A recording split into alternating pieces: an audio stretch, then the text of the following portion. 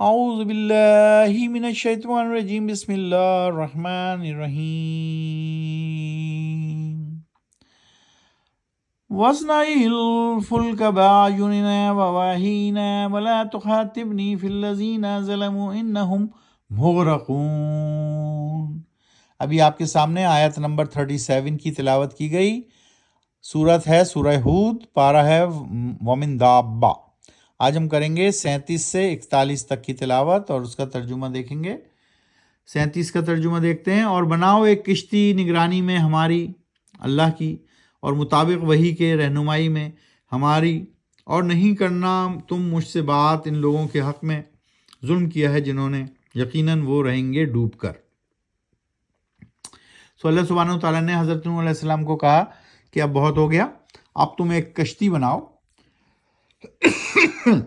جیسا کہ ہم کہہ رہے ہیں، مطابق وحی کے رہنمائی کون کر رہا ہے؟ اللہ سبحانہ و تعالیٰ۔ اور اللہ سبحانہ و تعالیٰ کیا کہہ رہے ہیں؟ اللہ سبحانہ و تعالیٰ کہہ رہے ہیں کہ اب تم ان لوگوں کے حق میں نہ بولنا کچھ، اب انہوں نے بہت ظلم کر لیا، اب یقیناً یہ ڈوب کر رہیں گے۔ تم ایک کشتی بناؤ ہماری بتائی ہوئی رہنمائی میں، یا ہماری بتائی ہوئی طریقے سے۔ سورہ آیت نمبر 38، وَيَصْنَعُ الْفُلْكَ وَكُلَّمَا مَرَّ عَلَيْهِ مَلَأٌ مِّن قَوْمِهِ سَخِرُوا مِنْهُ قَالَ إِن تَسْخَرُوا مِنَّا فَإِنَّا نَسْخَرُ مِنْكُمْ كَمَا تَسْخَرُونَ۔ اور بنانے لگے حضرت نوح علیہ السلام کشتی، اور جب بھی گزرتے اس کے پاس سے سردار اس قوم کے تو وہ مذاق اڑاتے ان کا، یعنی نوح علیہ السلام۔ کہتے، نوح اگر تم مذاق اڑا رہے ہو ہمارا آج، تو یقیناً ہم بھی مذاق اڑائیں گے تمہارا ایک روز، جیسے تم مذاق اڑا رہے ہو ہمارے رب کا۔ تو نوح علیہ السلام ان کو جواب دے دیتے۔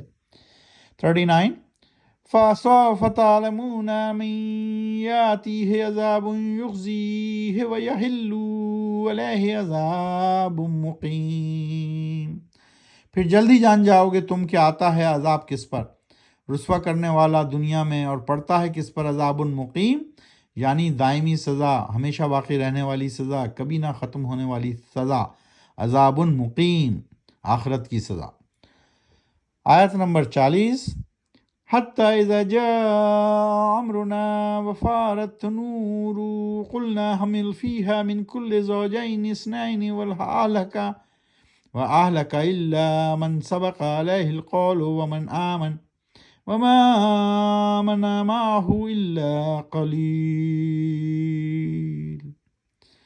یہاں تک کہ جب حکم آ گیا ہمارا یعنی اللہ کا، اور مارنے لگا جوش و تنور، تو کہا ہم نے سوار کر لو کشتی میں ہر قسم کے جوڑے، دو دو، یعنی نر اور مادہ جانور کے، اور اپنے گھر والوں کو بھی اس پہ سوار کر لو، اس شخص کے کہ پہلے دے چکے ہیں ہم ان کے بارے میں قول یعنی حکم، اور ان کو بھی کر لو سوار جو ایمان لے آئے ہیں، اور نہیں ایمان لائے ہیں اس نوح کے ساتھ مگر قلیل، یعنی بہت کم لوگ۔ تو اللہ سبحانہ وتعالیٰ کہ جتنے بھی لوگ ہیں وہ قلیل ہیں، تھوڑے ہیں، ان سب کو تم اس کشتی میں سوار کر لو، اور ہر قسم کے جوڑے، نر اور مادہ، ہر قسم کے جانور کے دو دو پیر لوڈ کر لو، یعنی اپنی کشتی میں سوار کر لو۔ اللہ سبحانہ وتعالیٰ اب تیاری کروا رہے ہیں حضرت نوح علیہ السلام سے کہ وہ کشتی میں انہوں نے کہا کہ اب تم سب بیٹھ جاؤ، اور جنہوں نے ایمان لائے ہیں ہمارے پہ، ایمان لائے ہیں اللہ سبحانہ وتعالیٰ پہ، ان سب کو بھی لوڈ کر لو۔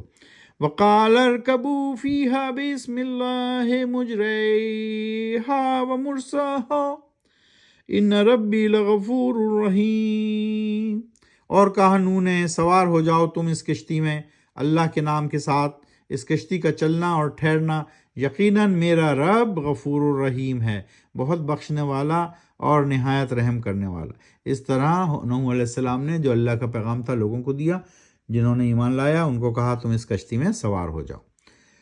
اس طرح آج ہم نے آیت نمبر 37 سے 41 تک کی تلاوت کی۔ آج ہم آپ کے سامنے کل صورتیں اور کل پارے دہرا لیتے ہیں۔ صورتیں ابھی ہم 11ویں صورت میں ہیں۔ کل کتنی صورتیں ہیں؟ 411۔ پہلی صورت سورہ فاتحہ، دوسری صورت سورہ بقرہ، تیسری صورت سورہ آل عمران، چوتھی صورت سورہ نساء، پانچویں صورت سورہ المائدہ، چھٹی صورت سورہ الانعام، ساتویں صورت سورہ الاعراف، 8वीं सूरत सूरह अनफाल, 9वीं सूरत सूरह तौबा, 10वीं सूरत सूरह यूनुस और 11वीं सूरत में है सूरह हूद में हैं अभी हम। इसी तरह पारे अगर हम पढ़ें, अभी हम 12वें पारे में हैं।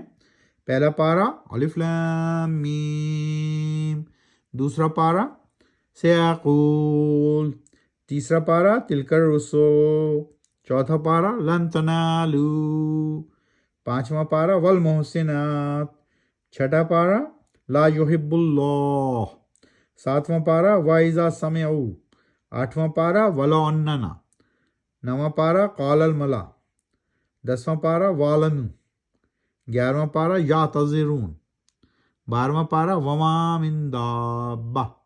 अभी हम 12वें पारे में हैं और 11वीं सूरत पे है। तो कुरान शरीफ को समझ कर पढ़िए, आहिस्ता आहिस्ता पढ़िए, इसके पारों के नाम, इसकी सूरतों के नाम, इसके आयत का तर्जुमा, सब समझने वाली बातें हैं और आपको समझ कर पढ़नी है और अपनी ज़िंदगी में कुरान और सुन्नत को नाफिज करना है। कुरान और सुन्नत ही की रोशनी में अगर हम अपनी ज़िंदगी को गुजारेंगे तो वही अल्लाह ताला का हुक्म है और उसी का अजर और सवाब है। और हमें चाहिए कि हम अपने लवाहिकीन को, अपने इर्द गिर्द लोगों को इसकी तरगीब करते रहें, इसकी तलकीन करते रहें और इसका पैगाम पहुँचाते रहें। वमा अलैना इल्लल बलाग। सदक़ल्लाहुल अज़ीम।